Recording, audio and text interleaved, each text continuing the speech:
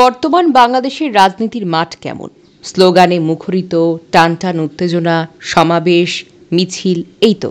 কিন্তু হঠাৎ করেই বাজল ভালোবাসার কথা।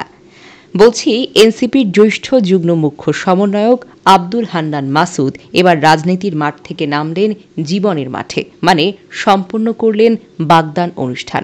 পাত্রী হল আমাদের পরিচিত কেউ। তিনি রাজনীতির একেবারে চেনা মুখ, বাংলাদেশের গণতান্ত্রিক ছাত্র সংসদ অর্থাৎ বাকছাস এর নেত্রী শ্যামলী সুলতানা জেদনি। বৃহস্পতিবার 18 সেপ্টেম্বর রাজধানীর কামরাঙ্গীর চরে জেদনির বাসায় দুই পরিবারের সদস্য ও ঘনিষ্ঠ বন্ধুদের উপস্থিতিতে এই বাগদানটি সম্পন্ন হয়েছে। তবে রাজনীতির মাঠে দুজনই বেশ সক্রিয়, তাই অনেকে মজা করে বলছেন, এটা শুধু বাগদান নয়, এটা হলো এনসিপি বাকছাস রাজনৈতিক ঐক্যের একটি চুক্তি।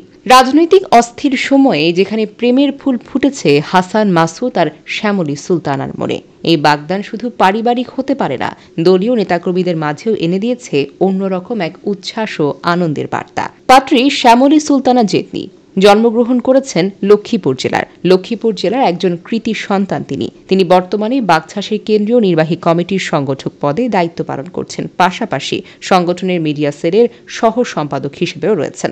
অন্যদিকে আমাদের পাত্র হল নোয়াখালীর দ্বীপ উপজেলা হাতিয়ার সন্তান আব্দুল হান্নান মাসুদ। এনসিপির একজন দাপুটে নেতা বলা যায়। সাংগঠনিক কার্যক্রমে বেশ অগ্রণী ভূমিকাও তিনি পালন করেছেন।